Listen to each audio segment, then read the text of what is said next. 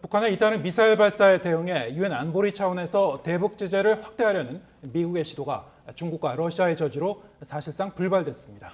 러시아의 우크라이나 침공 준비설로 긴장이 고조된 가운데 미국은 러시아 공격 시 동맹들과 혹독하게 공동 대응에 나설 것이라고 경고했습니다.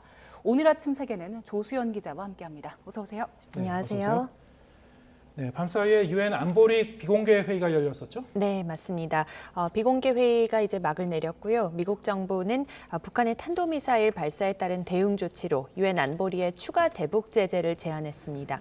린다 토마스 그린필드 주 유엔 미국 대사는 미 재무부가 지난 12일 독자 제재 대상에 올린 북한 국방과학원 소속 북한인 5명을 안보리 제재 대상자로도 지정하는 내용의 제재를 요구했습니다. 이들 5명에 대해 유엔이 여행 금지와 자산 동결 조치를 해야 한다는 건데요. 미국을 포함한 서방 국가들의 유엔 대사들이 이런 내용을 담은 공동 성명을 회의 직전에 발표했습니다. 성명에는 미국과 일본, 영국, 프랑스, 또 브라질, 아랍에미리트, 아일랜드, 알바니아 등 8개국이 동참했습니다. 이들은 북한의 안보리 결의 위반 행위를 규탄하는 데 모든 이사국이 단합해야 한다고 촉구했습니다. 그러면서 국제사회의 평화와 안정을 해치는 북한의 행위에 계속해서 공개적으로 반대할 것이라면서 이런 불법 행위를 멈추고 대화에 복귀할 것을 북한에 촉구한다고 덧붙였습니다. 네, 그런데 중국과 러시아의 요청으로 사실상 이 추가 제재가 무산이 됐다고요? 네, 맞습니다. 사실 이 추가 제재 제안은 별다른 회원국들의 이제 반대만 없으면은 미국 동부 시각 20일 오후 3시까지 그러니까 안보리 15개 이사국의 반대가 없다면 자동으로 확정될 예정이었습니다. 그런데 중국과 러시아가 검토할 시간이 더 필요하다며 보류를 요청했습니다. 안보리 산하 대북제재위는 5개 상임이사국과 10개 비상임이사국의 만장일치를 통해서만 의사결정을 하기 때문에요.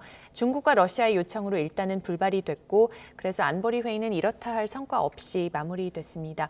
유엔 규정에 따르면 중국과 러시아의 요청으로 추가 제재안은 이제 6개월간 보류되고 이후에 다른 이사국이 보류 기간을 3개월 더 연장할 수 있습니다. 사실 지금 시간을 두고 검토하자는 게 중국의 공식 입장이기는 하지만 사실상은 거부 의사를 표현한 것이라는 관측이 잇따르고 있습니다. 중국은 이전에도 보류를 요청하는 형식으로 대북 결의안의 채택을 사실상 막아왔기 때문입니다. 네, 이번 주에는 또 중요한 외교 안보 일정 중 하나로 미일 화상 정상회담도 잡혀 있죠? 네. 사전 조율이 어떻게 이루어지고 있습니까? 네, 바이든 대통령과 기시다 일본 총리의 첫 정상회담이 화상으로 열리는 건데 미국 시간 22일로에 열립니다. 제이크 설리번 백악관 국가안보보좌관과 아키바 다케오 일본 국가안전보장국장이 정상회담을 하루 앞두고 통화를 했는데요. 백악관은 설리번 보좌관과 아키바 국장이 미일 동맹의 핵심 현안과 인도태평양 지역에서 북한, 중국 그리고 경제 이슈에 관한 각자의 접근법을 논의했다고 밝혔습니다. 미국과 일본은 또 정상회담을 하루 앞둔 시점에 북한에 대한 공동 성명을 발표했습니다. 한반도에 완전하고 검증 가능하며 불가역적인 비핵화 추진에 대한 의지를 거듭 확인하면서 북한이 모든 유엔 안보리 결의를 준수할 것을 촉구했습니다. 따라서 이번에 이제 북한 문제도 이번 미일 정상회담에서 주요 의제로 좀 비중 있게 다루어질 전망이고요. 설리번 보좌관은 우크라이나 사태에 대해서는 러시아의 추가적 적대 행위의 가능성에 대한 우려를 강조했고 두 사람은 이 문제에서 단결이 중요하다는 점에 의견 일치를 봤다고 백악관은 설명했습니다. 네, 러시아의 우크라이나 침공 준비설로 굉장히 고조되면서 지금 네. 블링컨 미 국무장관이 또다시 러시아를 향해서 강경한 메시지를 내놨다는데 이게 어떤 내용입니까? 네, 블링컨 장관이 연일 이런 메시지를 내놓고 있는데요. 지금 블링컨 국무장관은 독일 베를린을 방문 중입니다. 현지에서 미독 외무장관 회담을 마친 뒤 공동 기자회견에서 러시아를 거론했는데요. 러시아 군 병력이 우크라이나 국경을 넘어서 새로운 공격 행위를 한다면 미국과 동맹국은 신속하고 혹독한 공동 대응에 나설 것이라고 경고했습니다. 블링컨 장관은 발트해 해저를 통해 러시아와 독일을 직접 연결하는 가스관 노르트스트림 2와 관련해서는 아직 가스관에 가스가 흐르는 것은 아니다 이렇게 말을 하면서 러시아를 압박할 수 있는 수단으로 보고 있음을 드러냈습니다.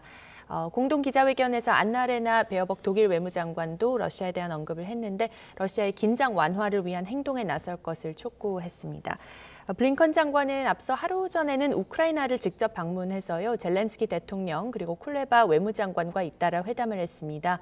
외교적 해법에 대한 의지와 우크라이나에 대한 지원 강화를 재확인했고 이제 중요한 회담이 곧 다가오고 있습니다. 현지 시간 21일, 우리 시간으로 오늘 밤이 될 텐데요. 스위스 제네바에서 블링컨 국무장관이 세르게이 라브로프 러시아 외무장관과 만나서 담판을 벌일 예정이어서 이번 사태의 중대 분수령이 될 것으로 보입니다. 네, 유럽연합도 러시아에 대한 대규모 경제 제재를 경고했죠. 네, 맞습니다. 유럽연합도 미국과 보조를 맞춰서 강경 메시지를 내놓고 있습니다. 폰데어라이엔 집행위원장, EU 집행위원장은 러시아가 우크라이나를 공격하면 대규모 경제 금융 제재를 하겠다고 경고했습니다. 폰데어라이엔 위원장은 EU는 러시아의 가장 큰 무역 파트너이자 가장 큰 투자자라며 이러한 무역 관계는 EU에도 물론 중요하긴 하지만 러시아에 훨씬 더 중요하다고 지적했습니다. 그러면서 공격이 일어나지 않기를 희망한다면서도 만일 그럴 경우에는 준비돼 있다고 강조했습니다. 이렇게 미국과 유럽 국가들이 공조를 강화하며 러시아를 압박하고 있는데 러시아가 앞으로 어떻게 반응할지 주목해봐야 할 것 같습니다. 네, 지금까지 국제부 조수연 기자와 함께했습니다. 고맙습니다.